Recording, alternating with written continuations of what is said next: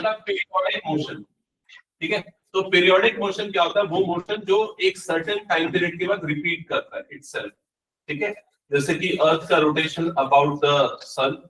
ठीक है, और ये जो क्लॉक के हैंड्स है उनका मूवमेंट या उनका मोशन, ये सारे पीरियोडिक मोशन है। So a motion that repeats itself at regular interval of time is called periodic motion. जैसे मैंने पिछली क्लास में बताया था, एनसीईआरटी में कुछ एग्जांपल्स गिवन है और उनके ग्राफ बने हुए। अगर आप बॉल्स को इस तरीके से ऊपर नीचे बाउंस करके कैच करते हो तो पीरियोडिक मोशन बनेगा, क्योंकि बॉल का डिस्टेंस अर्थ के सरफेस से एक इक्वल इंटरवल ऑफ टाइम पे सेम चीज को रिपीट करेगा। समझ में आई ये चीज? तो पीरियोडिक मोशन का जो ग्राफ होगा उसमें एक्स एक्सिस रिप्रेजेंट करेगा टाइम को और वाई एक्सिस रिप्रेजेंट करेगा डिस्प्लेसमेंट को, जिसको हम किससे डिनोट करें? एक्स ऑफ टी से। सिंपली एक्स या फिर एक्स ऑफ टी, क्योंकि एक्स डिस्प्लेसमेंट है, टाइम डिपेंडेंट है, दैट्स व्हाई ब्रैकेट में टी लिख दिया। क्लियर हो गया ये चीज? ठीक है, अब एनसीईआरटी में और कई बुक्स में इस टाइप के बहुत सिंपल क्वेश्चन आते हैं। शायद इसमें नहीं आया, वो सेव नहीं हो पाया। ओके, कुछ क्वेश्चंस है यहाँ पर शायद जो उसको सेव नहीं हो पाया, मैंने लिखा था। ठीक है, जिसमें आपको ग्राफ दिया रहेगा और आपको देख के बताना पड़ेगा कौन सा पीरियोडिक मोशन है और कौन सा नहीं है। तो पीरियोडिक मोशन का ग्राफ देखने में बस आपको यही चीज ऑब्जर्व करनी है कि पैटर्न रिपीट होना चाहिए और फिक्स्ड इंटरवल ऑफ टाइम के बाद रिपीट होना चाहिए। क्लियर हो गया ये चीज? ठीक है, अब इसके बाद हमने क्या पढ़ा था? ऑसिलेशन पढ़ा था। ऑसिलेशन क्या होता है? ऑसिलेशन क्या होता है? तो कोई भी object to and fro motion करे, अपनी मीन पोजीशन के अबाउट जो उसका टू एंड फ्रो मोशन होता है, दैट इज कॉल्ड ऑसिलेशन। ठीक है, so it is repeated to and fro motion of an object about the mean position और equilibrium position in equal interval of time. ठीक है, जैसे हमने पेंडुलम का मोशन देखा, ये ऑसिलेशन है।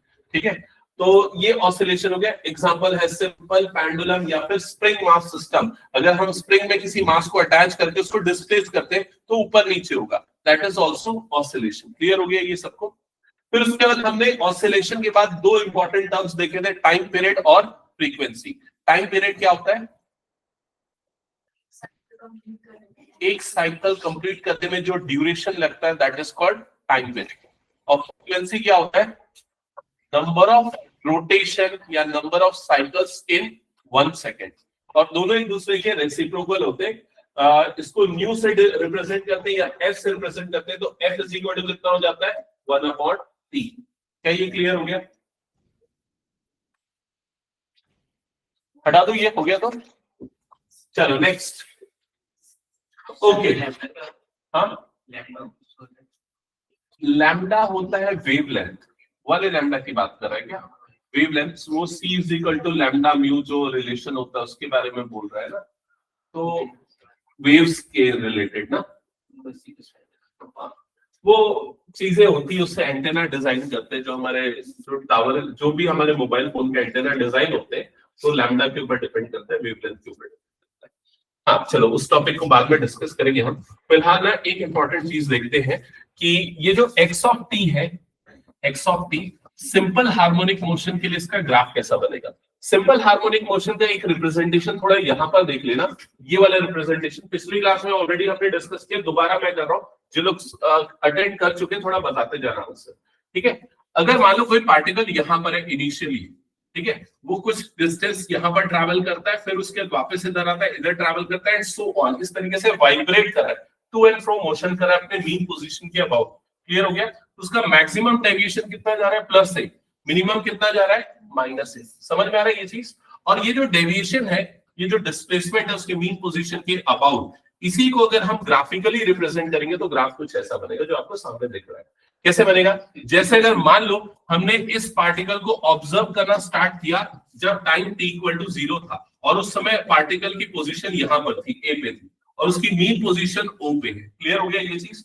तो अभी वो अपने मैक्सिमम डेविएशन में एक ऐसा कंसिडरेशन भी कर सकते हो, कहाँ गया, एक ऐसा कंसिडरेशन भी कर सकते हो, मान लो ये पेंडुलम का स्ट्रक्चर हो गया है ना, और यहाँ पर ये उसकी मीन पोजीशन है, मैंने उसको मैक्सिमम पे डेविएट कर दिया A पे, और यहाँ पर जब मैंने उसको रिलीज किया, ऑब्जर्व करना चालू किया। समझ में आ रहा है कि नहीं ये चीज? तो टाइम t = 0 पे उसकी पोजीशन ये वाली थी, ठीक है। तो यहाँ पर टाइम t = 0, देखो ये टाइम एक्सिस है, एक्स एक्सिस टाइम है, तो जब t = 0 है तो उसका डिस्प्लेसमेंट कितना हो गया? A। क्या ये समझ में आया सभी को? फिर जब वो वापस टी से टाइम बढ़ के टी कैपिटल टी बाय 4 हो जाएगा। कैपिटल टी का मतलब क्या है यहाँ पर? Time period. अगर इस पार्टिकल के हिसाब से देखा जाए कि उसका टाइम पीरियड क्या होगा, जितने टाइम में वो यहां से वापस इधर पे आएगा उसका क्या हो जाएगा? टाइम पीरियड हो जाएगा, कैपिटल टी हो जाएगा। तो कैपिटल टी बाय 4 मतलब उसके टाइम पीरियड का 1/4, उसमें वो कहां पर आ रहा है? अपनी मीन पोजीशन पे आ रहा है। समझ में आया कि नहीं? तो इतने टाइम पीरियड में उसका डिस्प्लेसमेंट कितना हो गया? उसके मीन पोजीशन से डिस्प्लेसमेंट हो गया 0। दैट्स व्हाई इसका कर्व का ग्राफ ऐसा कुछ बना। क्या ये क्लियर हो गया? वो धीरे धीरे डिस्प्लेसमेंट कम हुआ मीन पोजीशन के अबाउट, और वो कहां पर आ गया? 0 पे आ गया। क्या ये क्लियर? फिर उसके बाद और टाइम बढ़ा और अब टाइम कितना हो गया? T by 4। T by 4 sorry T by 2। T by 2 का मतलब क्या हो गया? T by 4 plus T by 4, ऐसा ही हुआ। क्लियर? तो अब वो यहां से शिफ्ट होके कहां पर चला गया? एक्सट्रीम लेफ्ट वाली पोजीशन पे। क्या ये क्लियर हो गया? मतलब अब उसका मीन से डेविएशन कितना हो गया? -a हो गया। दैट्स व्हाई अगर आप इसका ग्राफ ऑब्जर्व करोगे तो ग्राफ ऐसा कुछ बना और वो कहां पर आ गया? -a पे आ गया। क्या ये क्लियर हो गया सबको? फिर उसके बाद वो particle next T by 4 seconds के बाद, मतलब T by 4 plus T by 4 plus T by 4 कितना बच जाएगा? 3t bye 4। अगेन वो अपनी मीन पोजीशन पे आ जाएगा, सेंटर पे आ जाएगा, और अब उसका अगेन डेविएशन कितना हो जाएगा? 0। डेविएशन या डिस्प्लेसमेंट क्या हो जाएगा? 0। फिर उसके दो पार्टिकल यहां से और आगे मूव करेगा और वो कहां पर आ गया? इधर पे। अब उसका जो टोटल टाइम होगा वो कैपिटल टी के बराबर हो गया। कैपिटल टी क्या है? उसका टाइम पीरियड। वो जहां से स्टार्ट किया था वहीं पर आगे खत्म कर दिया, तो वापस वो घूम के इधर पे आ गया। तो ये हो गया उसका टाइम पीरियड, मतलब उसने एक साइकिल अपनी टाइम पीरियड पे खत्म कर दी। क्या ये क्लियर हो गया सभी को? ठीक है। तो ये जो आपको ग्राफ दिख रहा है, ये किसका ग्राफ है? डिस्प्लेसमेंट वर्सेस टाइम का ग्राफ। ये टाइम वर्सेस डिस्प्लेसमेंट का ग्राफ है। जिसमें डिस्प्लेसमेंट को हम किससे डिनोट करते हैं? एक्स ऑफ टी से। ठीक है। और इसको ग्राफ को अगर आप ऑब्जर्व करोगे तो ये ग्राफ किसका बन रहा है? कॉस का, कॉस थीटा का ग्राफ बन रहा है। ठीक है। और कॉस थीटा की वैल्यू कहां से कहां तक होती है? मैक्सिमम और मिनिमम -1 से लेके +1। लेकिन यहाँ डिस्प्लेसमेंट कितना हो रहा है? a से लेके -a। तो यहाँ पर सामने में इसके एम्पलीट्यूड को लिख देंगे या मैग्नीट्यूड को लिख देंगे, जो क्या हो जाएगा? a। और थीटा क्या है यहाँ पर? बताओ थीटा क्या है यहाँ पर? थीटा, थीटा है एंगुलर डिस्प्लेसमेंट। थीटा यहाँ पर क्या है? Angular displacement. तो ये बताओ, ये आपको याद है ना, ओमेगा क्या होता था? Omega angular velocity. Angular velocity कैसे निकलता है? एंगुलर डिस्प्लेसमेंट अपॉन टाइम, ऐसे निकलता है। तो अगर इसको मैं क्रॉस मल्टीप्लाई कर दूंगा तो थीटा की जगह पे क्या आ जाएगा यहाँ पर? Omega T. क्या ये क्लियर हो गया? तो यहाँ पर एक्स ऑफ टी की वैल्यू क्या आ जाएगी? एक्स ऑफ टी की वैल्यू आ जाएगी ए कॉस ओमेगा टी। क्या ये सबको क्लियर हो गया? बताओ जल्दी, यहाँ तक क्लियर सबको? ए कॉस ओमेगा टी। अब ध्यान देना, अभी जो हमने इसका डिस्प्लेसमेंट टाइम ग्राफ बनाया है वो हमने स्टार्ट कहां से किया था? स्टार्ट किया था ए से, उसके मैक्सिमम डेविएशन वाली पोजीशन से। ठीक है। और ग्राफ बना ऐसा कुछ। क्या ये क्लियर है? अगर मान लो मैं वो डेविएशन का ग्राफ यहां से स्टार्ट करता, मेरी बात ध्यान से सुनना, आंसर चाहिए। अगर मान लो मैं यहां से स्टार्ट करता और ऐसा जाता है, एक राउंड में इधर, ठीक है, फिर अगले टी बाय 4 में फिर इधर, फिर अगले टी बाय 4 में इधर, फिर वापस इधर। समझ में आ रहा है सबको ये? अब बताओ कि ओवरऑल अगर ऐसा डिस्प्लेसमेंट होता तो उसका ग्राफ कैसा बनता? उसका ग्राफ कैसा बन जाता? साइन का। क्योंकि जब हम स्टार्ट करते तो उसका डिस्प्लेसमेंट क्या हो जाता? 0। टी बाय 4 पे उसका डिस्प्लेसमेंट क्या हो जाता? मैक्सिमम। फिर अगले टी बाय 4 पे अगेन उसका डेविएशन क्या हो जाता? 0। समझ में आ रहा है कि नहीं? And so on. तो उसका ग्राफ ऐसा बनता। तो इससे फर्क नहीं पड़ता कि हम ए साइन ओमेगा टी लिखे या ए कॉस ओमेगा टी लिखे, वो आपके ऑब्जर्वेशन के ऊपर डिपेंड करता है, कहां से उसको ऑब्जर्व करना स्टार्ट कर रहे हो। जैसे पेंडुलम को भी अगर हम देखें, पेंडुलम को अगर आप मीन पोजीशन से उसका डिस्प्लेसमेंट स्टार्ट करते हो तो क्या लोगे? ए साइन ओमेगा टी। लेकिन अगर एक्सट्रीम पोजीशन से लोगे तो क्या हो जाएगा? ए कॉस ओमेगा टी। और इन बिटवीन से भी ले सकते हो ना, ऐसा जरूरी नहीं है। तो इसलिए हम यहाँ पर एक और चीज ऐड कर देते हैं ओमेगा टी के साथ, और वो क्या है? +5। और ये जो +5 दिख रहा है इसको हम क्या बोलते हैं? इसका इनिशियल फेज। क्या ये क्लियर हो गया? अब अगर मान लो इनिशियल फेज है 90 डिग्री, इनिशियल फेज क्या है? 90 डिग्री। तो अब बताना यहाँ पर वैल्यू क्या होगी, थोड़ा ऑब्जर्व करना। अगर इनिशियल फेज 90 है तो बता cos 90 प्लस थीटा क्या हो जाता है? cos 90 प्लस थीटा क्या होता है? Minus sine theta. समझ में आ रहा है ये चीज? ये क्या हो जाएगा? Minus sine theta. 90 plus theta, हाँ माइनस साइन थीटा होता है, नहीं माइनस होता है। वो रूल अगर आप लोगों को याद हो तो क्या होता था, ASTC यही होता था।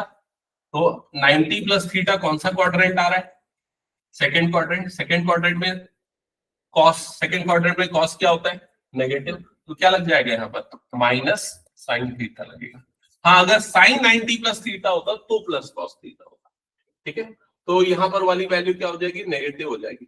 ओके, एक सेकेंड ना, यहां पर थोड़ा सा एक ग्राफ देखना। अभी हमने एक्स ऑफ टी डिस्प्लेसमेंट का मैथमेटिकल एक्सप्रेशन देख लिया था, a cos omega t plus phi, ये हमने डिस्कस किया। ठीक है, अगर मान लो फाई इज इक्वल टू 0 ले रहे हैं तो ग्राफ आप सबको पता है कैसा बनने वाला है, ग्राफ कॉस का ग्राफ बनेगा नॉर्मल। क्लियर हो गया ये चीज।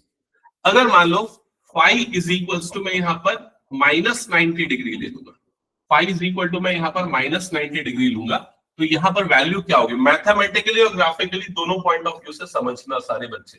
ठीक है, ये क्या हो जाएगा, a cos omega t minus 90 ऐसा बन जाएगा, ऐसा ही होगा। तो ये हो जाएगा a cos, मैं एक काम करता हूं दोनों में से माइनस कॉमन निकाल लेता हूं, तो क्या बन जाएगा, ये बन जाएगा 90 वाला टर्म क्या बन जाएगा, पॉजिटिव, और ओमेगा टी वाला टर्म क्या बन जाएगा, नेगेटिव। ऐसे ही होता है ना, माइनस कॉमन निकालते हैं तो। अब ये बताओ cos माइनस थीटा क्या होता है, याद है, cos माइनस थीटा होता है cos थीटा। मतलब ये बन जाएगा a cos 90 minus omega T, और cos 90 माइनस थीटा क्या बनेगा, अब दोबारा देख के बताओ, cos 90 माइनस थीटा क्या बन जाएगा, cos 90 minus theta, 90 minus theta कौन सा क्वाड्रेंट आ जाता है, फर्स्ट क्वाड्रेंट। थीटा अगर फर्स्ट क्वाड्रेंट है तो 90 माइनस थीटा भी कौन सा क्वाड्रेंट आएगा, फर्स्ट क्वाड्रेंट। और फर्स्ट क्वाड्रेंट में कॉस क्या होता है, पॉजिटिव, तो किस में बदल जाएगा, साइन में बदल जाएगा, ये बन जाएगा साइन ओमेगा टी। इतना मैथमेटिकली समझ में आया तो ठीक है, नहीं आया तो एकदम सिंपल चीज समझना, साइन का फुल फॉर्म होता है SINE, कॉस का फुल फॉर्म क्या होता है, कोसाइन। को का मतलब क्या है, कॉम्प्लीमेंट्री। तो साइन और कॉस एक दूसरे के क्या होते हैं, कॉम्प्लीमेंट्री पेयर होते हैं। इसका मतलब जब भी 90 प्लस माइनस करेंगे तो वो साइन का कॉस में बदल जाएगा और कॉस का किस में बदल जाएगा, साइन। ये क्लियर हो गया सबको, ठीक है। तो अगर मान लो यहां पर मैं माइनस 90 करूंगा तो उसका ग्राफ क्या बन जाएगा, साइन वाला ग्राफ बन जाएगा, ऐसा ग्राफ बन जाएगा। क्लियर हो गया ये चीज। इस पे बेस्ड ना एक न्यूमेरिकल हम करने वाले, इसलिए मैं बार बार इसको डिस्कस कर रहा हूँ, क्योंकि वो न्यूमेरिकल हमने पिछली क्लास में स्किप कर दिया था। ठीक है, इसलिए अभी मैं ये बार बार बता रहा हूँ।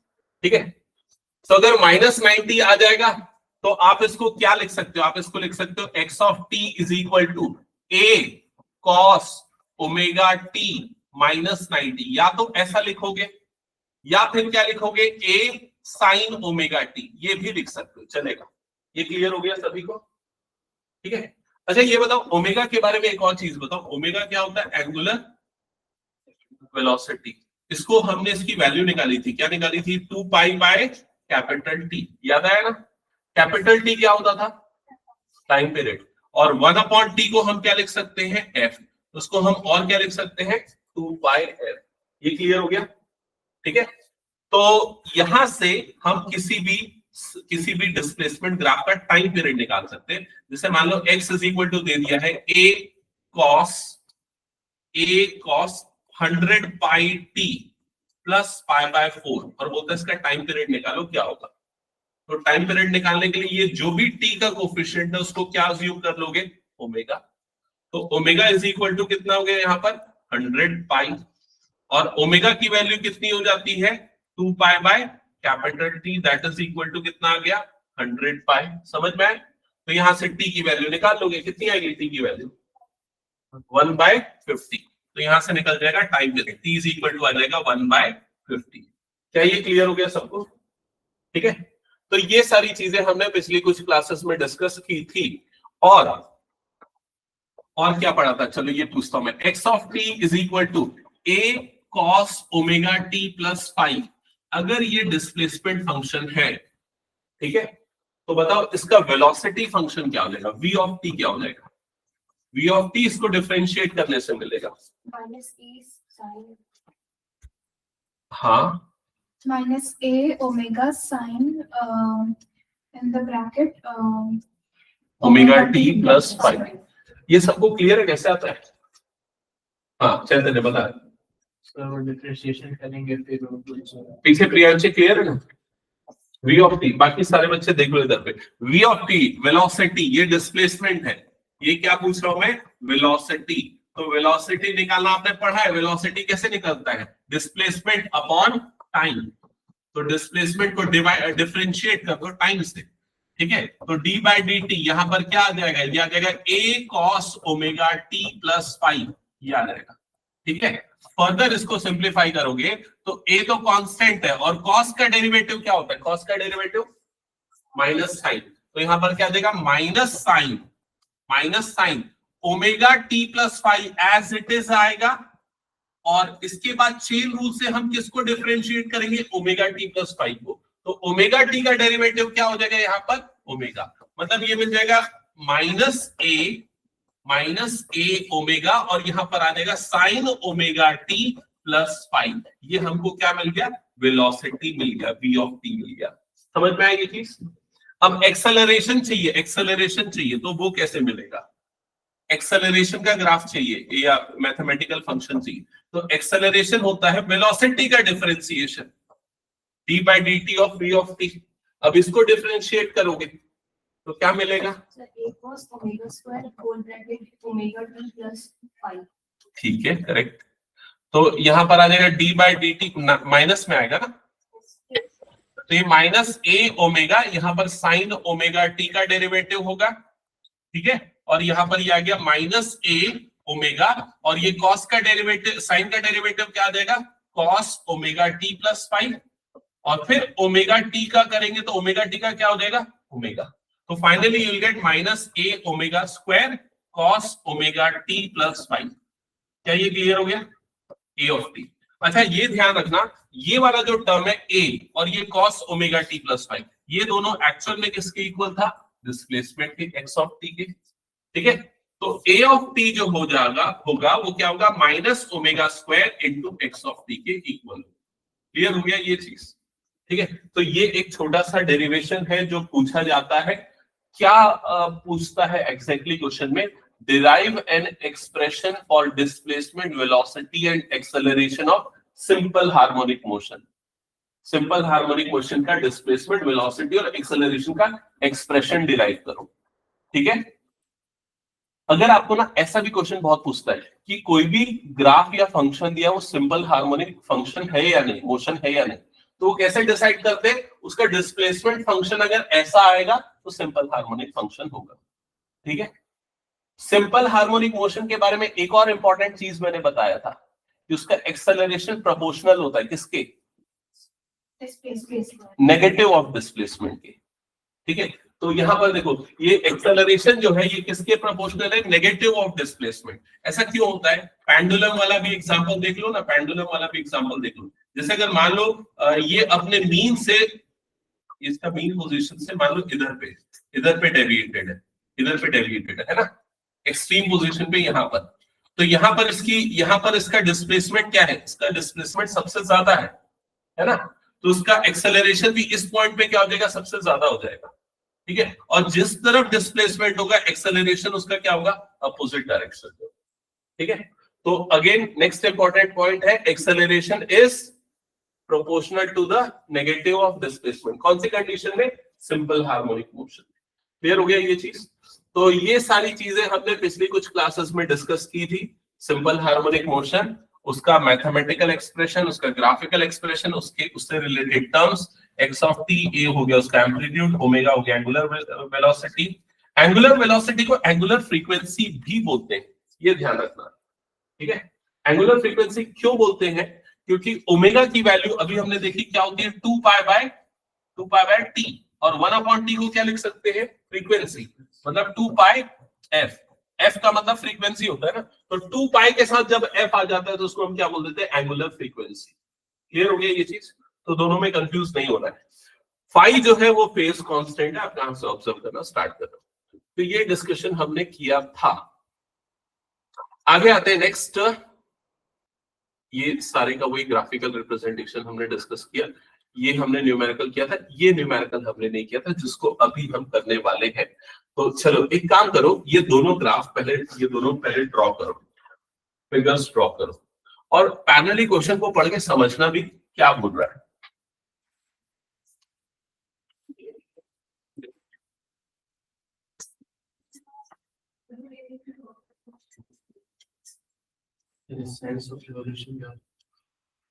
मतलब उसका डायरेक्शन बता रहा है। पहले पूरा क्वेश्चन पढ़, फिगर देख, तू खुद ही समझ जाएगा कई चीजें।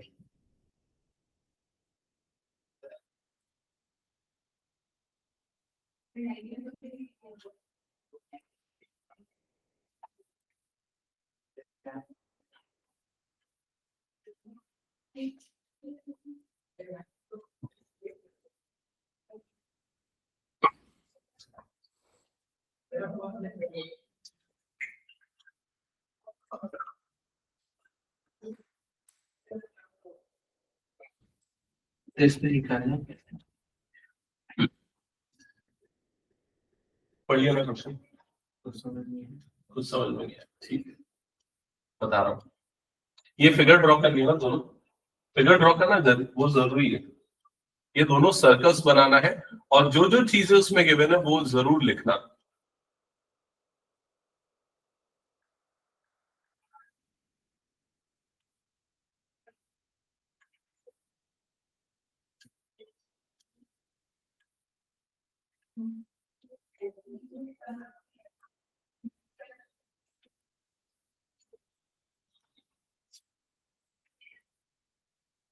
स्टार्ट करें।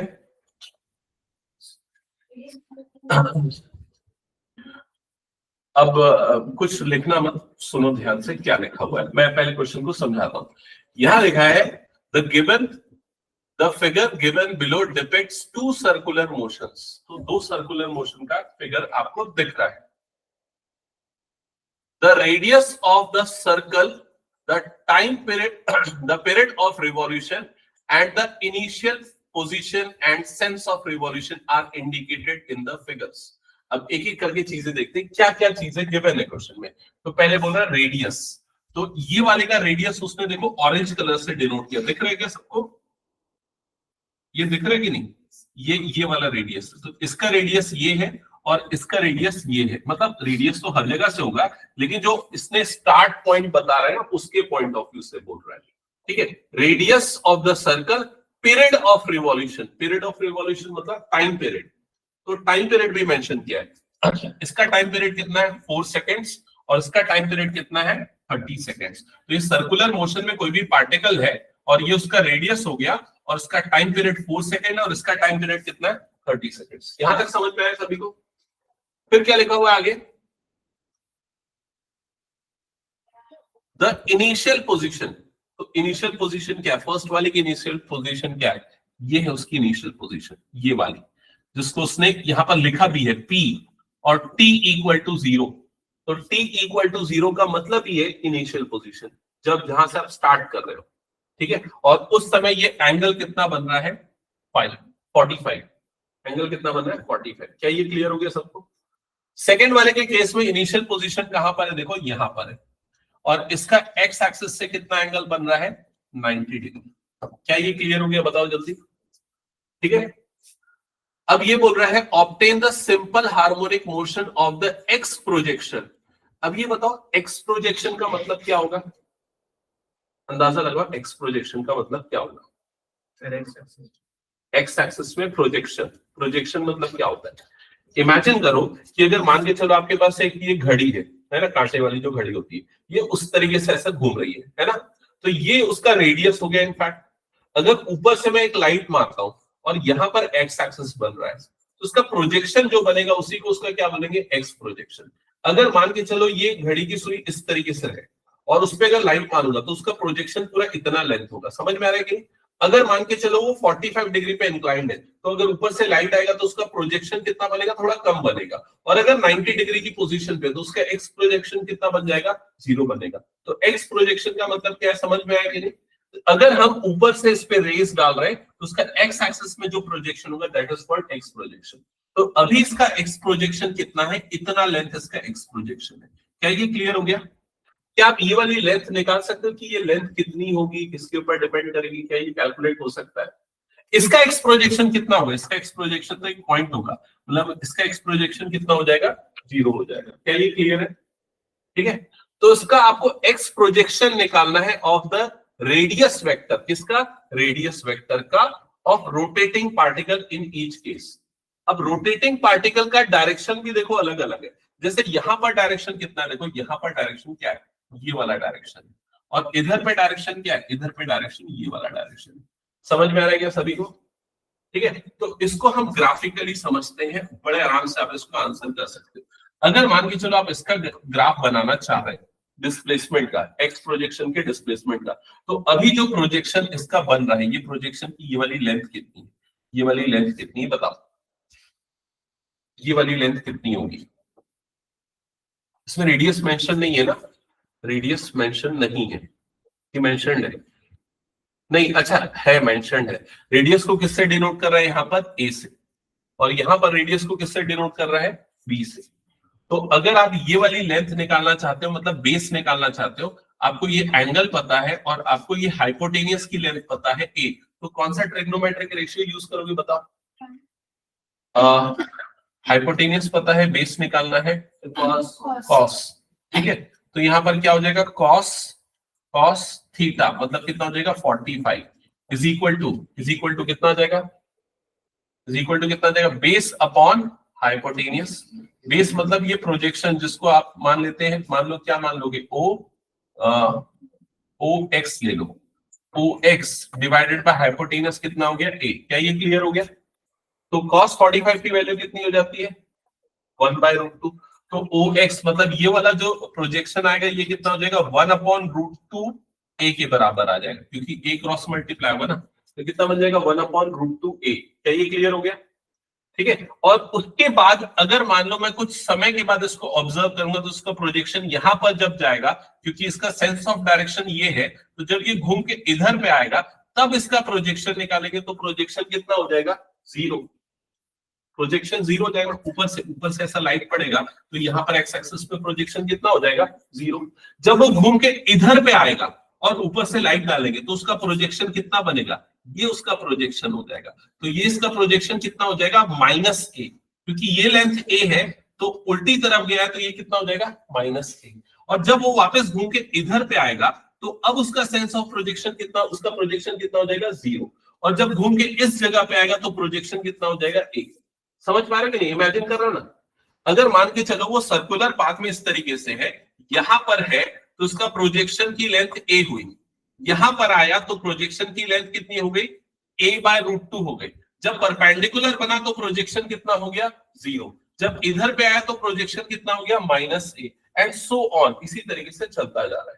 अब जब आप इस प्रोजेक्शन का ग्राफ प्लॉट करोगे, तो देखो ग्राफ कैसे प्लॉट होगा। स्टार्ट कहां से हो रहा है, जब स्टार्टिंग t = 0 पे देखे तो उसकी प्रोजेक्शन कितनी थी, a/√2, है ना। एक चीज ये ध्यान रखना, कई जगह पे न्यूमेरिकल में यूज होगा, 1/√2 की वैल्यू कितनी होती है, आपको √2 की वैल्यू तो पता होती है, कितनी होती है, 1.414। 1/√2 की वैल्यू भी याद रखना, 0.707 या 0.7 मान लेना लगभग, है ना।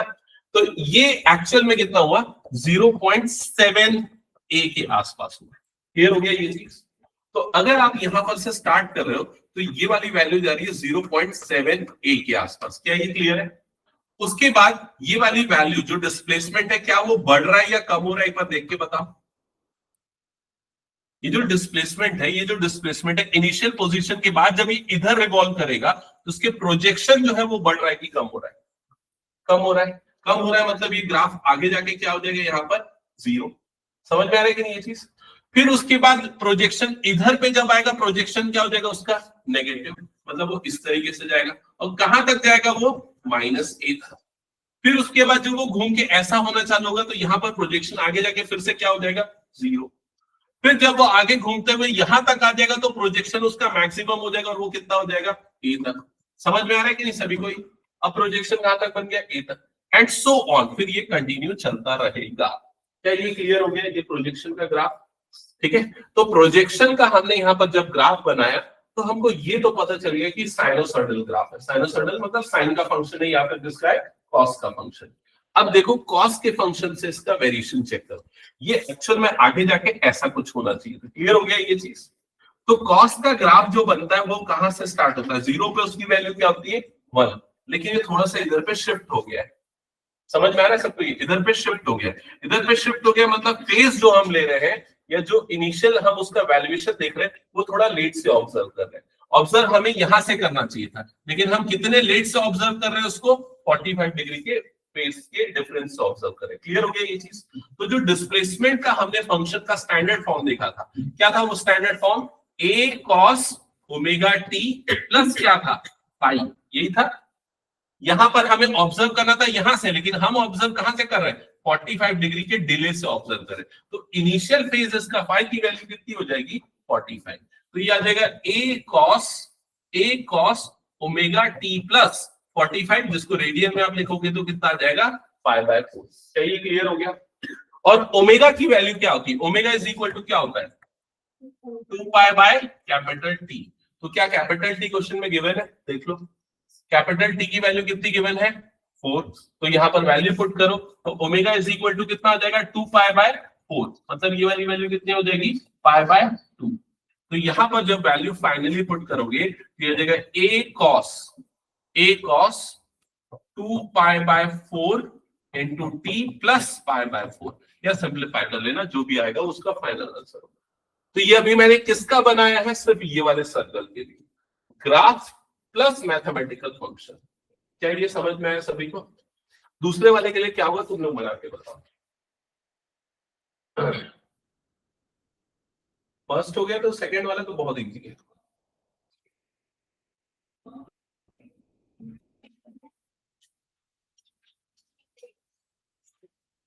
जैसे 5 को 0 लेंगे, 90 5 को क्या लेंगे, 90 लेंगे। सर, लेकिन इनिशियल पोजीशन तो वही है ना, प्रोजेक्शन हमारा डिस्प्लेसमेंट, तो इनिशियल प्रोजेक्शन कितना आ रहा है, 0 है ना, तो 90 लेगा ना यहाँ पर, ठीक है।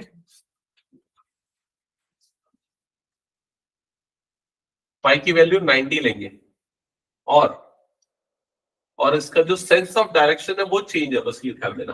तो पहले वो 0 से स्टार्ट हो रहा है ना, पहले प्रोजेक्शन क्या था, 0। जब वो घूम के इधर पे आ रहा है तो प्रोजेक्शन उसका कितना हो जा रहा है, जैसे पहले 0 से स्टार्ट हुआ है ना, फिर जब घूम के इधर पे आया तो प्रोजेक्शन उसका कितना हो गया, मैक्सिमम। फिर उसका प्रोजेक्शन कितना जा रहा है, देखो इधर पे आएगा तो अगेन प्रोजेक्शन क्या हो गया, 0।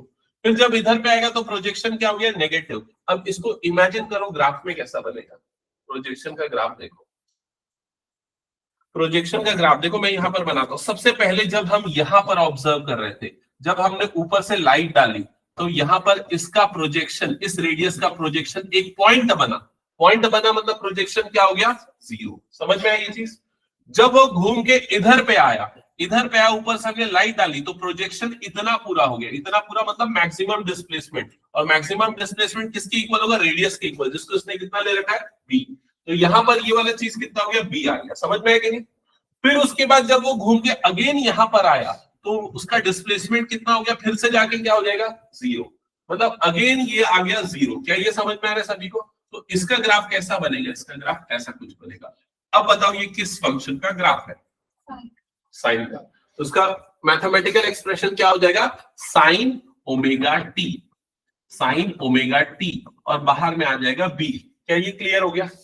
अगर आपको कॉस के टर्म्स में लिख रहा है तो कॉस के टर्म्स में भी लिख सकते हो, कॉस ओमेगा टी, और यहाँ पर प्लस 5 की जगह पे कितना हो जाएगा, -90 डिग्री, क्योंकि ये -90 से स्टार्ट हो रहा है, ठीक है। यहां से स्टार्ट नहीं होके 90 डिग्री पहले स्टार्ट हो जा रहा है, ठीक है।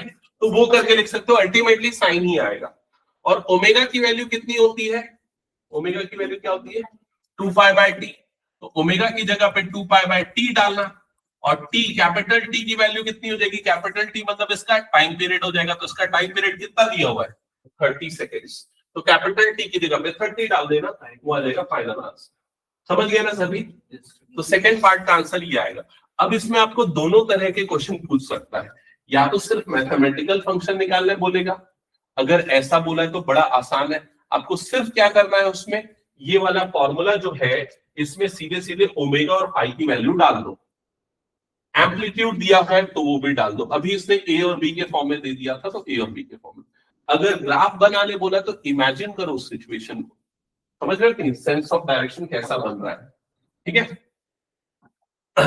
जब अगर मान लो कोई इंजीनियरिंग में एडमिशन लेता है तो सबसे फर्स्ट ईयर में क्या पढ़ते हैं पता है हम लोग? Engineering graphics. इवन कई स्कूलों में भी होता है ऑप्शनल सब्जेक्ट, ठीक है, शायद तुम लोगों के स्कूल में नहीं है क्या, IIT में भी। तो उसमें हम हर एक ऑब्जेक्ट का प्रोजेक्शन देखते हैं कि एक्स पे क्या होगा, वाई पे क्या होगा, जेड पे क्या होगा। जैसे मान के चलो, इमेजिन करो कि अगर हमारे पास ये एक सरफेस है, ये एक प्लेन है, ये कई जगह पे यूज होता है, बता रहा हूं मैं। ये एक सरफेस है, ये प्लेन है, ठीक है, हमारा रियल वर्ल्ड 3D है। ये हमारा एक प्लेन हो गया, ये दूसरा प्लेन हो गया, और एक दो और एक पीछे वाला। अगर मान के चलो ऊपर से मैं रेज डालता हूं तो इसका प्रोजेक्शन कैसा बनेगा? इसका प्रोजेक्शन कैसा बनेगा? ऊपर से अगर एक लाइन डालेगी तो इसका प्रोजेक्शन जमीन पे बनेगा, और प्रोजेक्शन क्या बनेगा? एक स्ट्रेट लाइन बनेगा। अगर इधर से मैं रेज डालता हूं तो इसका प्रोजेक्शन कैसा बनेगा? एक रेक्टेंगल बनेगा। समझ में आ रहा है कि नहीं ये चीज?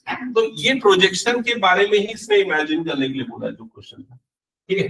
चलो नेक्स्ट क्वेश्चन क्या है? नेक्स्ट क्वेश्चन मैंने इसमें लिया था लेकिन शायद आया नहीं है, तो मैं ओरली डिक्टेट कर रहा हूं। सिमिलर टू दिस है, आप लोग बना सकते हो, तो नोट करना।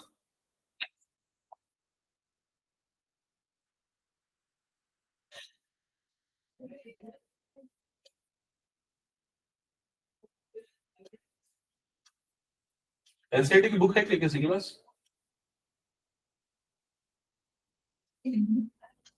इस फोन में भी है लेकिन ओपन नहीं हो रहा।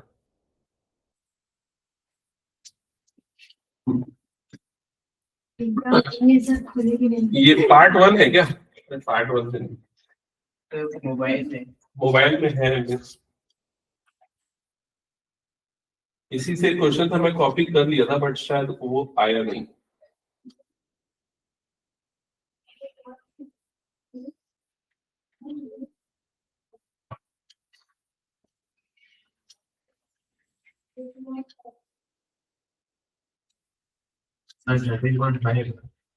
हाँ, अगर न्यू वर्जन देखो 13.5, इसमें ना क्वेश्चन नंबर 13.11 मिल गया मुझे।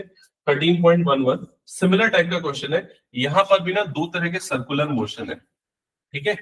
एक सर्कुलर मोशन है ये वाला, एक सर्कुलर मोशन है ये वाला, ठीक है। और इस सर्कुलर मोशन में इसका रेडियस दे दिया 3, इसका रेडियस दे दिया 3 सेंटीमीटर, ठीक है।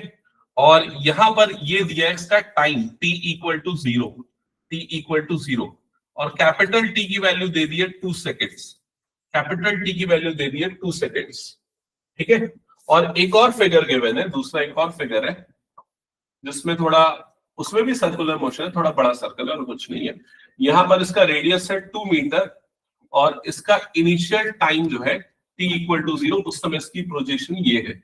इसका सेंस ऑफ रोटेशन भी दिया है, इसका सेंस ऑफ रोटेशन ये है, और इसका सेंस ऑफ रोटेशन ये है, इसका सेंस ऑफ रोटेशन ये है, ठीक है। और इसका टाइम पीरियड कैपिटल T की वैल्यू 4 सेकेंड्स, कैपिटल T की वैल्यू 4 सेकेंड्स।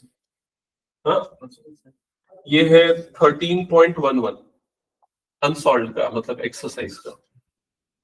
इस क्वेश्चन में ये लिखा है, correspond to two circular motion, the radius of the circle, the period of oscillation, and the initial position and sense of rotation are indicated in the figure. Obtain the corresponding simple harmonic motion of x projection of the radius of the vector of the resolving particle p in each case. तो आपको दोनों के लिए x of t, x projection का function निकालना है। दोनों condition में x प्रोजेक्शन का फंक्शन निकालना है।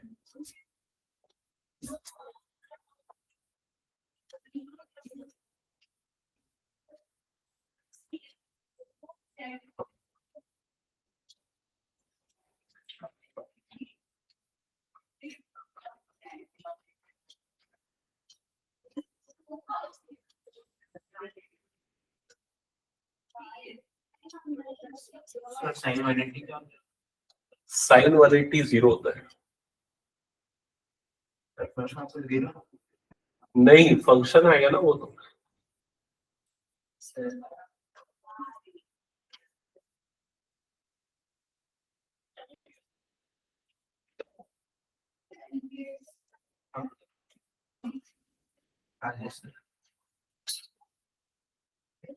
तो फर्स्ट वाले का क्या है आंसर? इसमें एंगल दिया नहीं है, लेकिन इनडायरेक्टली पता नहीं ये दिया, ये इनिशियल पॉइंट दे दिया ना उसने, तो तुमको एंगल पता नहीं ये एंगल कितना होगा, ये चीज आपको दे दिया है, तो ये चीज भी आपको पता चल जाएगी कि एंगल कितना होगा, है ना। तो फर्स्ट वाले का क्या आएगा आंसर बताओ। Sir minus A sine pi t. X of T is equal to a की जगह पे, पहले ए की जगह पे कितना आ जाएगा 3/100, उसका एम्पलीट्यूड 3 सेंटीमीटर, रेडियस के इक्वल हो जाएगा, मीटर में कन्वर्ट करेंगे 3/100, ठीक है। Cos omega T, cos omega T, तो फाई जीरो हम कब लेते हैं, फाई जीरो तब लेते हैं जब वो यहां से स्टार्ट होता है, जब उसका मैक्सिमम डिस्प्लेसमेंट होता है, लेकिन ये कहां से स्टार्ट हो रहा है, इस जगह से स्टार्ट हो रहा है। क्या ये क्लियर हो गया सबको। तो फाई की वैल्यू कितनी लेनी है यहाँ पर 90, ये तो क्लियर है। अब प्लस 90 लेनी है कि माइनस 90 लेनी है, उसके डायरेक्शन के ऊपर डिपेंड करेगा। अब इसका रोटेशन का डायरेक्शन क्या, देखो रोटेशन का डायरेक्शन ये वाला, क्या ये क्लियर हो गया। रोटेशन का डायरेक्शन ये वाला है, मतलब इसका अगर आप ग्राफ देखोगे तो ग्राफ तो बनेगा इसका जीरो से बनने के बाद इसका डिस्प्लेसमेंट क्या बन जाएगा, यहाँ पर नेगेटिव बनेगा। नेगेटिव बनेगा मतलब यहाँ पर क्या लेंगे हम, प्लस 90 डिग्री, प्लस 90, क्योंकि कॉस 90 प्लस थीटा क्या होता है, माइनस साइन थीटा, नेगेटिव हो जाता है, इसलिए यहां पर क्या आ जाएगा प्लस 90 या फिर प्लस π/4, प्लस π/4।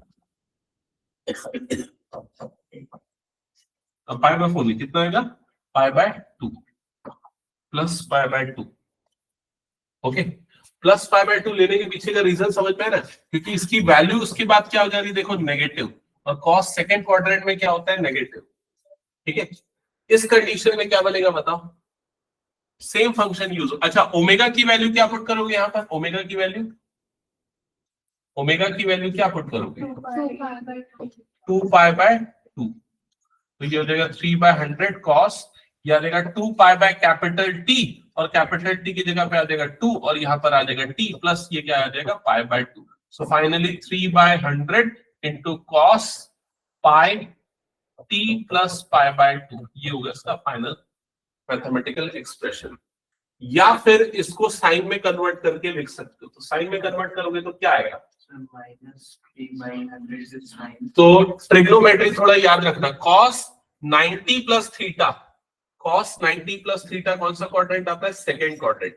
सेकंड क्वाड्रेंट में cos क्या हो जाता है, नेगेटिव, और वो किस में कन्वर्ट हो जाएगा, साइन में, तो ये आ जाएगा माइनस साइन थीटा। तो अगर ये भी लिखते हो माइनस 3/100 साइन पाई टी, तो ये भी करेक्ट होगा आंसर। क्लियर हो गया ये चीज, ठीक है। नेक्स्ट, तो हर बार नेगेटिव होता है। नहीं ऐसा नहीं है, उसका उसके ऊपर भी डिपेंड करता है कहां से स्टार्ट हो रहा है वो, कहां से। अगर कॉस है तो फिर हाँ उसको आप नेगेटिव लोगे, ठीक है। लेकिन उस पे ये देखना पड़ेगा कि ये जो तुम्हारा ओरिएंटेशन है उसके पहले है या उसके बाद में, उसके ऊपर डिपेंड करेगा, ठीक है। जैसे अगर मान के चल ये क्लॉकवाइज ओरिएंटेशन डायरेक्शन है और ये तेरा मैक्सिमम डिस्प्लेसमेंट है, अगर उसके नीचे आता है तो नेगेटिव, उसके ऊपर आएगा तो क्या लेंगे, पॉजिटिव लेंगे, ये डिफरेंस होगा। यहां पर क्या हो जाएगा बताओ जल्दी से, एक्सप्रेशन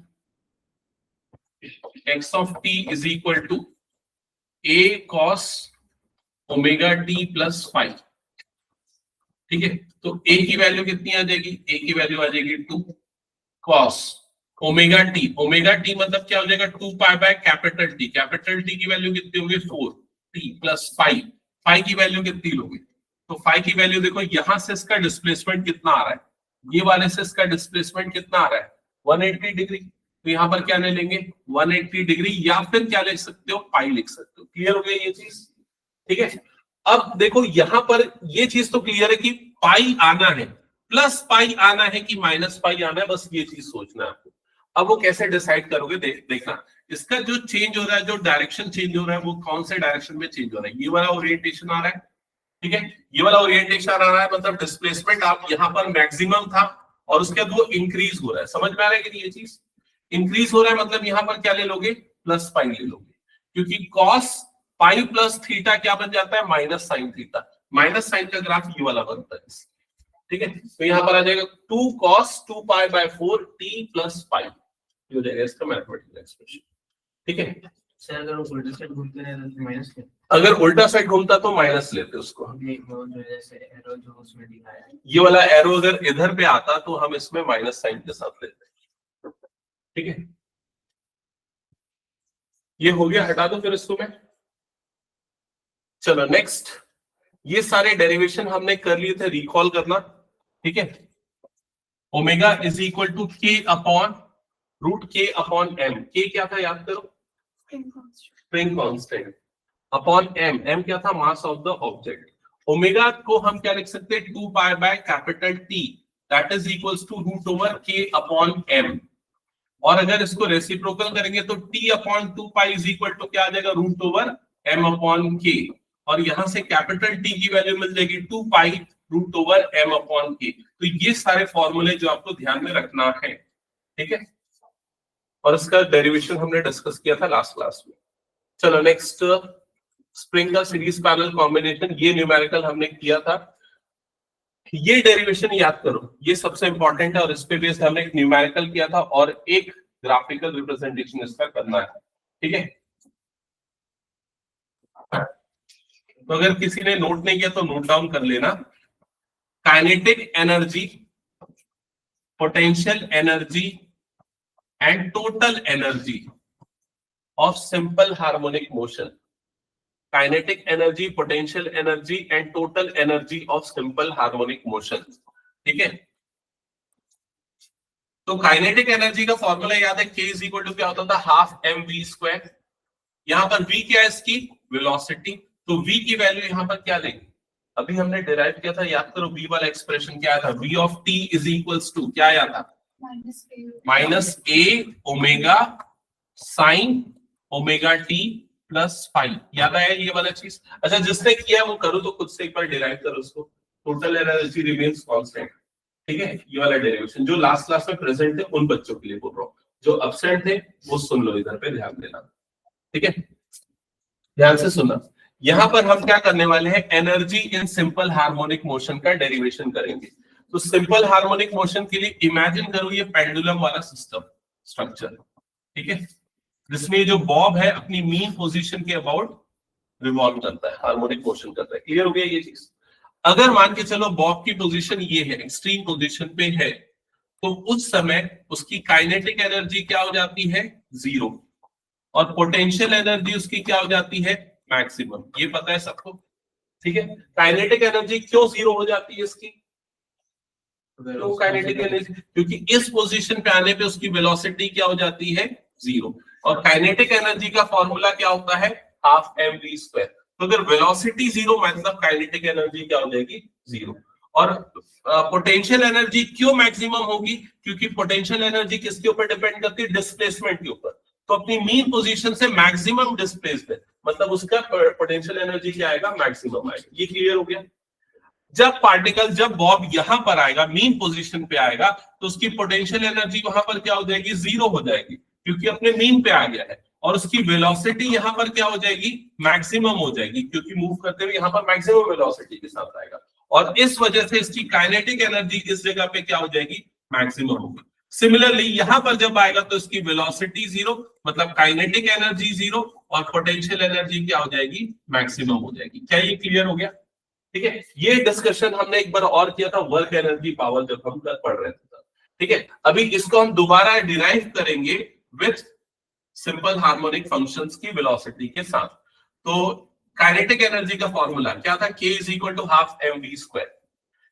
ठीक है, अब सिंपल हार्मोनिक मोशन के लिए वेलोसिटी का जो हमने डेरिवेशन किया था v ऑफ t का, याद करो क्या आया था, minus a omega sine omega T plus five. यही एक्सप्रेशन आया था।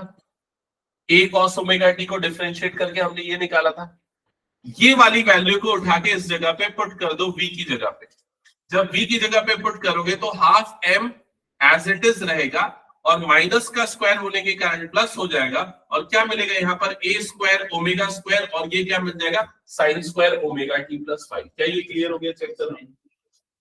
क्योंकि जब हमने x ऑफ t डिस्प्लेसमेंट लिया था तो वो क्या था, cos था, और जब x को डिफरेंशिएट किया तो हमको क्या मिला था, v मिला था। तो v इसलिए क्या आया था, साइन आया था, इसलिए यहां पर साइन आया। याद आया ये वाला चीज? ठीक है, तो यहां पर काइनेटिक एनर्जी का फॉर्मूला ये बना। क्या यहां तक क्लियर हो गया? एक बार कंफर्म करना, ठीक है। फिर इसके बाद अभी देखो, थोड़ी देर पहले ना मैंने एक डेरिवेशन डिस्कस किया था तुम लोगों के साथ, ये वाला डेरिवेशन था। क्या था? k इज इक्वल्स टू, ये वाला एक्सप्रेशन देखो, k is equal to omega is equal to क्या था? Root over k by m, ये था। स्क्वायरिंग करेंगे दोनों तरफ तो क्या हो जाएगा? Omega square is equal to k upon m, ऐसे ही होगा। इसको अगर क्रॉस मल्टीप्लाई करोगे तो k की वैल्यू क्या आ जाएगी? Omega square into m। क्या ये क्लियर हो गया? चेक कर लो, ठीक है। तो यहां पर ओमेगा स्क्वायर इंटू m को हम किससे रिप्लेस कर सकते हैं? k से। तो इस जगह पे ये जो ओमेगा स्क्वायर इंटू m आ रहा था, ये वाला जो टर्म आ रहा था, इसको हमने रिप्लेस कर दिया किससे? k से। तो काइनेटिक एनर्जी का फॉर्मूला क्या बन गया? Half k a square sine square omega t plus 5। तो ये काइनेटिक एनर्जी का फाइनल फॉर्मूला है। यहां पर k की वैल्यू क्या है? k इज इक्वल टू आ गया m into omega square, m into omega square. Done, ठीक है। नेक्स्ट आते हैं पोटेंशियल एनर्जी के फॉर्मूले में। तो पोटेंशियल एनर्जी को हम किससे डिनोट करते हैं? u से। पोटेंशियल एनर्जी का ऑलरेडी हमने पहले इसका डेरिवेशन किया हुआ था। u इज इक्वल टू क्या होता है? kx square. तो ये इक्वेशन नंबर 1 हो गया और ये इक्वेशन नंबर 2 हो गया। नहीं, ये नहीं, इसको अभी kx स्क्वायर लिखा है। x का मतलब क्या है यहाँ पर? डिस्प्लेसमेंट। और x ऑफ t की वैल्यू क्या होगी? x of t displacement, simple harmonic motion के लिए क्या लेते आ रहे थे हम? a cos omega t plus 5। और यहां पर x की जगह पे a cos omega t plus 5 put कर दो तो u इज इक्वल टू क्या आ जाएगा? हाफ k, x की जगह पे आ गया a cos omega t square लगा हुआ है तो ये आ जाएगा a square cos omega t का होल स्क्वायर। समझ में आई ये चीज? इसको कंसीडर कर लो equation number 2।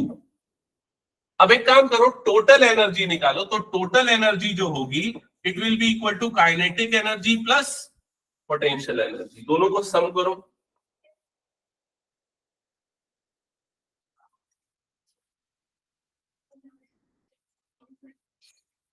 Sir half k a square. हाँ, तो जब दोनों को सम करोगे तो यहां पर क्या आ जाएगा? Half k a square sine square omega t plus 5 और इस जगह पे आ जाएगा plus half k a square cos square omega t plus 5। ऐसा एक्सप्रेशन आ जाएगा। दोनों में से क्या कॉमन निकल जाएगा? Half k a square common निकल जाएगा। ब्रैकेट के अंदर क्या बच जाएगा? Sine square omega t plus 5 plus cos square omega t plus 5, ये वाला टर्म बचेगा। अब sine square theta plus cos square theta क्या हो जाता है? 1। तो ओवरऑल एक्सप्रेशन क्या मिल जाएगा? Half k a square. ये आ जाएगा इसका टोटल एनर्जी का फॉर्मूला, जिसको हम किससे डिनोट करेंगे? E से। और ये हो गया हमारा थर्ड इक्वेशन, ठीक है। ये हो गया थर्ड इक्वेशन। ये हमने लास्ट क्लास में डिराइव किया था, जो वही एक्सप्रेशन हमने दोबारा देखा, ठीक है। अब इसमें थोड़ा ऑब्जर्व करना, क्या होगा जब t की वैल्यू 0 होगी। जब t की वैल्यू 0 होगी, इनिशियल टाइम अगर मान के चलो हम 0 लेके चल रहे हैं और इनिशियल फेज भी phi इज इक्वल टू 0 लेके चल रहे हैं, ठीक है। तो t equal to 0, phi equal to 0, kinetic energy क्या हो जाएगी उस कंडीशन में? काइनेटिक एनर्जी क्या हो जाएगी? साइन 0 कितना हो जाता है? 0। मतलब काइनेटिक एनर्जी क्या हो जाएगी? 0। और पोटेंशियल एनर्जी क्या हो जाएगी? जब t equal to 0, phi equal to 0, मतलब ये क्या आ जाएगा? cos 0। cos 0 की वैल्यू क्या होगी? 1। मतलब ये क्या हो जाएगा? Half k a square. मतलब इसका पूरा पोटेंशियल एनर्जी होगा, काइनेटिक एनर्जी क्या हो जाएगा? 0। क्लियर? और वही अगर मैं मान लो ये लेता हूं कि phi is equal to 90 degree लेता हूं, phi is equal to 90 degree लेता हूं, तो उस कंडीशन में t 0 मान के चल रहा हूं, तो sin 90 की वैल्यू कितनी हो जाएगी? 1। और cos 90 की वैल्यू यहां पर कितनी हो जाएगी? 0। मतलब टोटल आपको कौन सी एनर्जी मिलेगी? काइनेटिक एनर्जी और पोटेंशियल एनर्जी इसकी क्या हो जाएगी? 0। ठीक है। तो ये अल्टरनेट जो चेंज होगा, इसी को अगर आप ग्राफिकली रिप्रेजेंट करोगे तो उसका ग्राफिकल रिप्रेजेंटेशन ये वाला होगा। ये ग्राफ प्लॉट करना,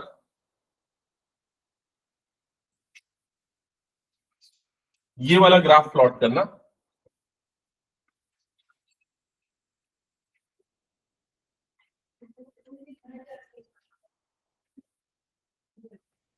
ये देखो, ये x डिस्प्लेसमेंट हो गया,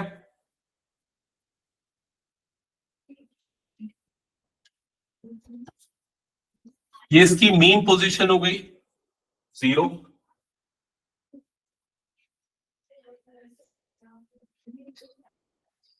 अच्छा, अभी हमने वो पेंडुलम वाला एग्जांपल लिया था, तो याद होगा आपको पेंडुलम में अगर मान लो ये मीन पोजीशन पे आता है, मीन पोजीशन पे आता है, तो इसमें कौन सी एनर्जी जीरो होती है बताओ?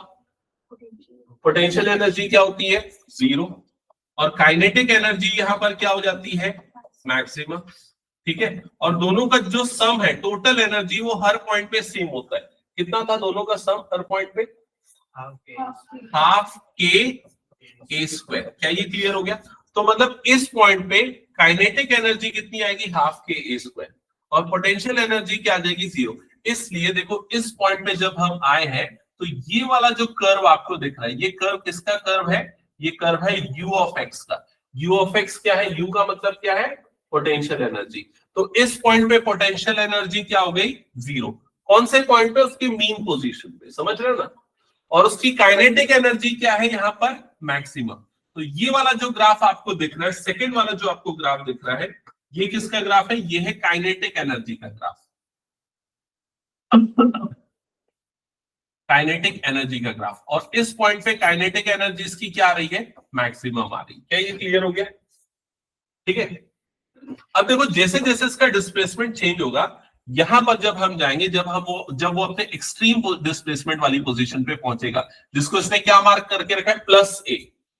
Plus A.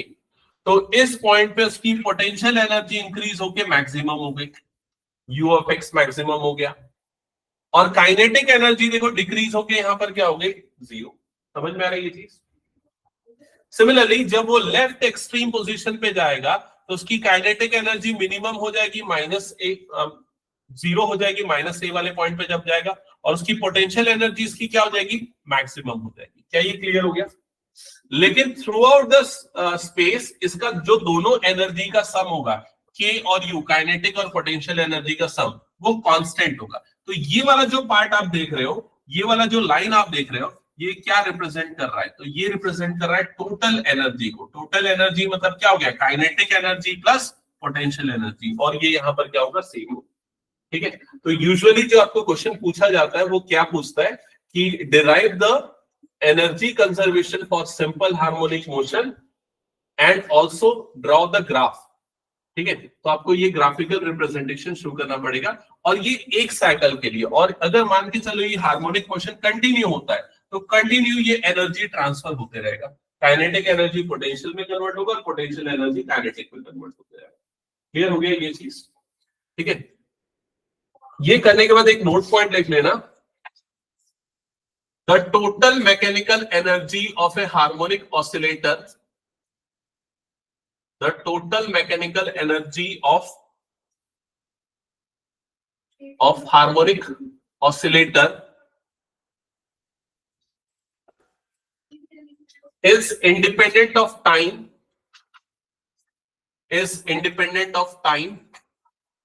as expected for motion under any conservative force, as expected for motion under any conservative force. तो टोटल मैकेनिकल एनर्जी जो है वो टाइम इंडिपेंडेंट होगी, टाइम के ऊपर डिपेंड नहीं करेगी। टोटल एनर्जी हमेशा सेम होगी। टाइम के ऊपर कौन सी एनर्जी डिपेंड करेगी? पोटेंशियल एनर्जी और काइनेटिक एनर्जी, क्योंकि पोटेंशियल एनर्जी और काइनेटिक एनर्जी का जो आपने एक्सप्रेशन लिखा था, क्या था पोटेंशियल एनर्जी का एक्सप्रेशन? ये वाला। यहां पर टाइम वाला एक्सप्रेशन आ रहा है, काइनेटिक एनर्जी में भी क्या आ रहा है? टाइम वाला एक्सप्रेशन आ रहा है। क्लियर? सेकंड पॉइंट लिखना, the time and displacement dependence of potential and kinetic energy, the time and displacement dependence of potential and kinetic energies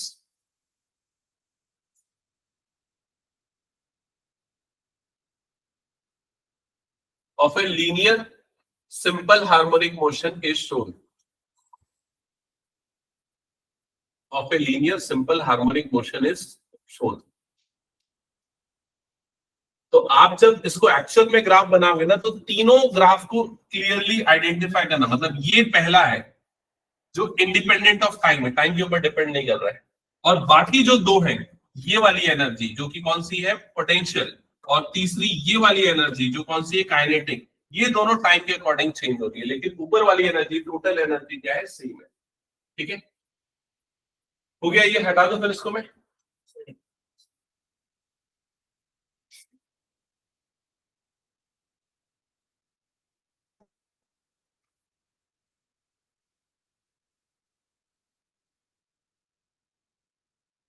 okay चलो एक लास्ट डेरिवेशन है, ये न्यूमेरिकल हमने लास्ट क्लास में कर लिया था, याद होगा अगर तुम लोगों को तो।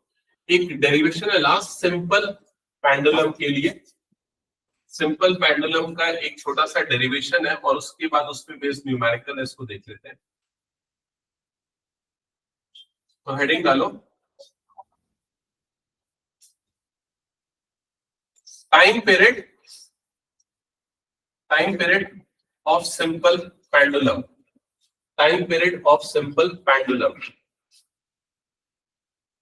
Time period of simple pendulum. तो अगर एक सिंपल पेंडुलम स्ट्रक्चर है, उसका जो टाइम पीरियड है वो सिर्फ दो चीजों के ऊपर डिपेंड करेगा, एक तो लेंथ ऑफ द स्ट्रिंग और दूसरा जी के ऊपर।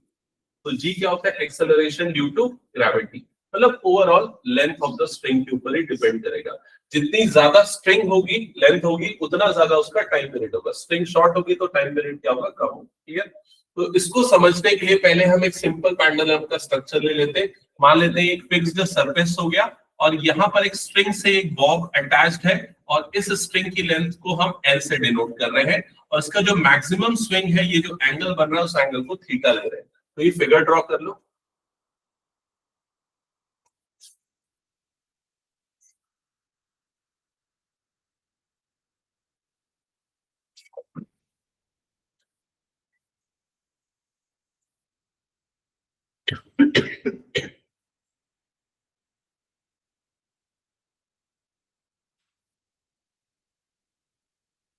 हो गया यहाँ तक?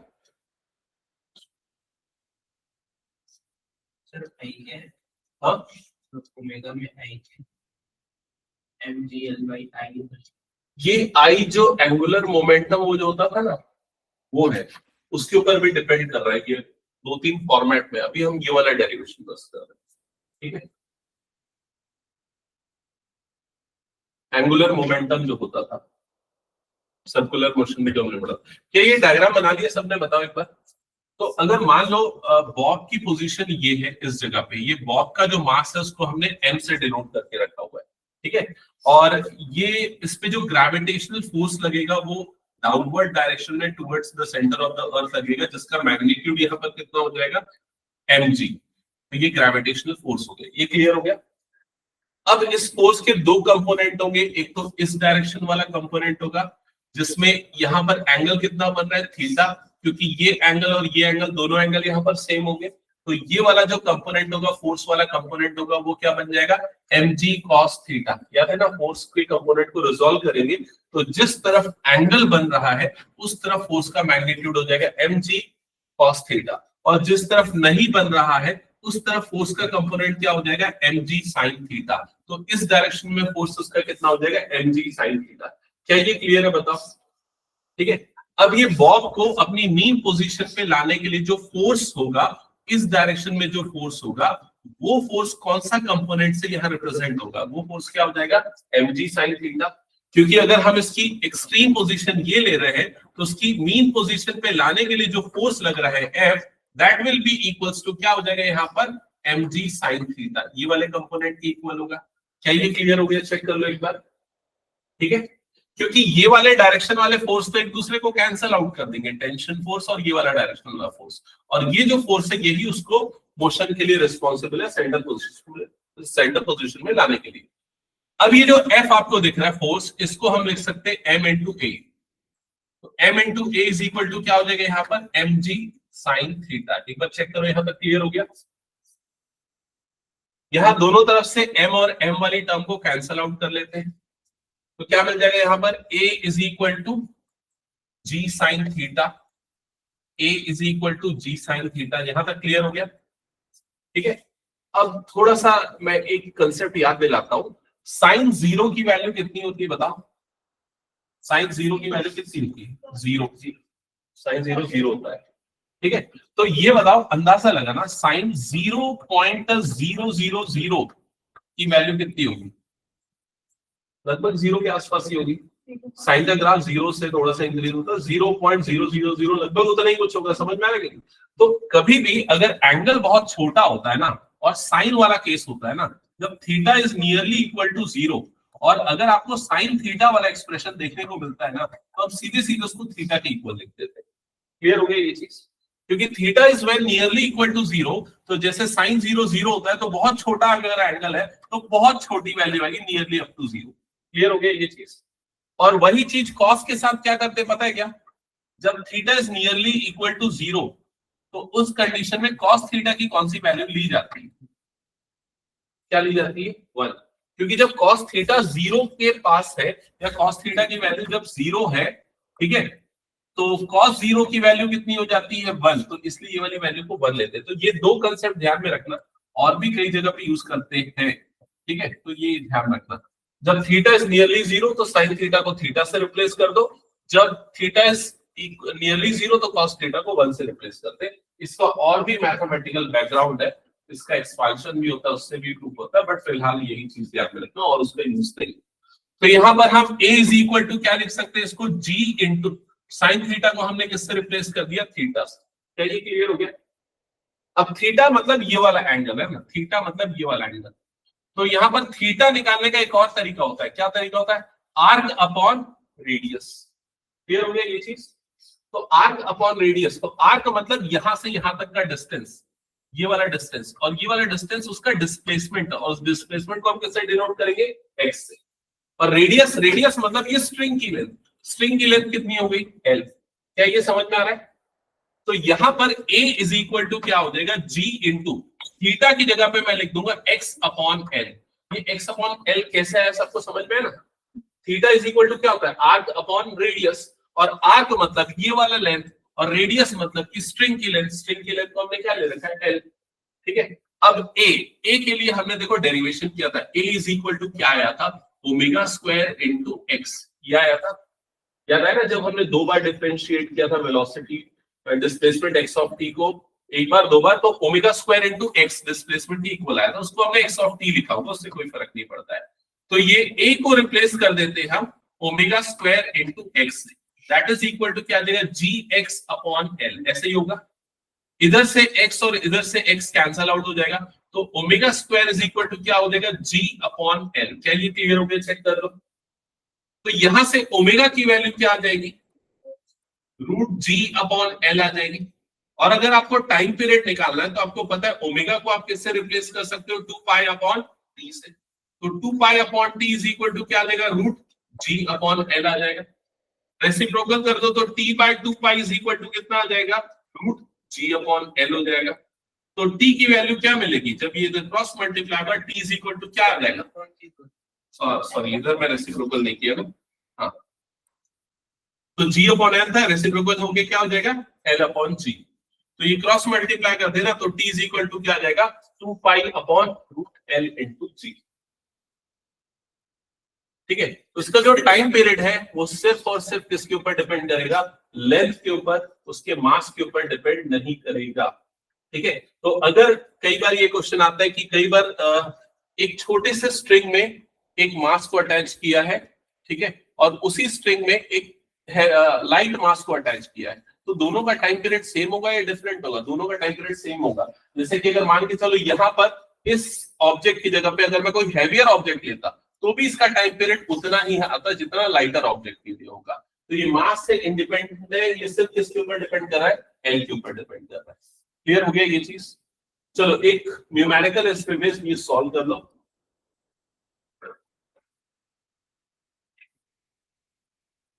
What will be the what is the length of a simple pendulum which takes seconds?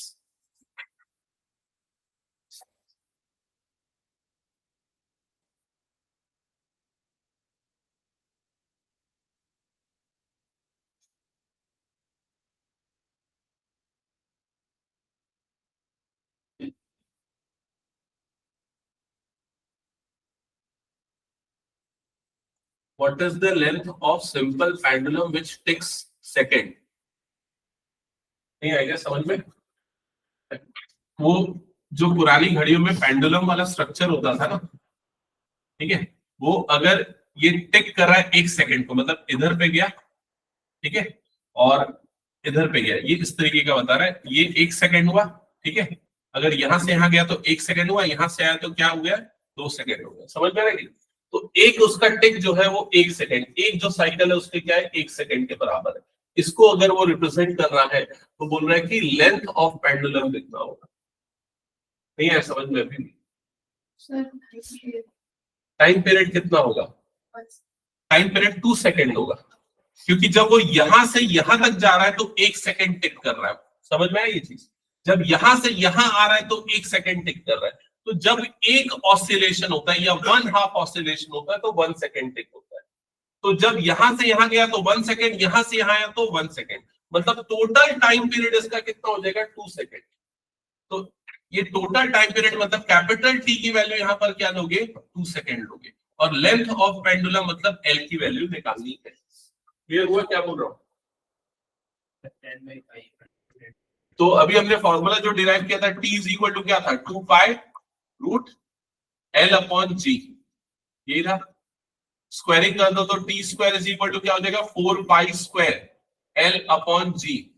तो l इज इक्वल टू कितना हो जाएगा? t square into g upon 4 pi square. और l इज इक्वल टू कितना हो जाएगा? t square. तो t की वैल्यू कितनी हो जाएगी यहाँ पर? 2 सेकेंड्स। तो 2 स्क्वायर इंटू g की वैल्यू क्या ले रहे हो? 9.8 डिवाइडेड बाय 4 इंटू क्या आ जाएगा? Pi square. तो कितना आ जाएगा? सिंपलीफाई करो, ऑलमोस्ट अप्रोक्सीमेटली कितना आ रहा है?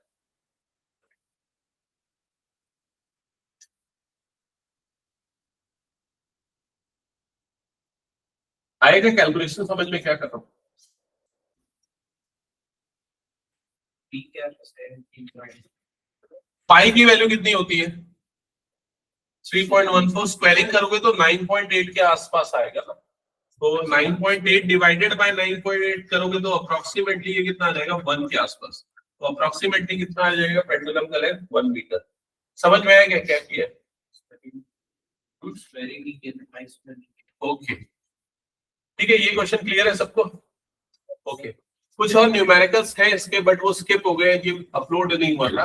तो नेक्स्ट क्लास में एक और क्लास रखेंगे जिसमें इसके न्यूमेरिकल करेंगे। But theoretical point of view से देखा जाए तो सारे डेरिवेशंस इसमें हो गए। कौन से डेरिवेशन इंपॉर्टेंट है?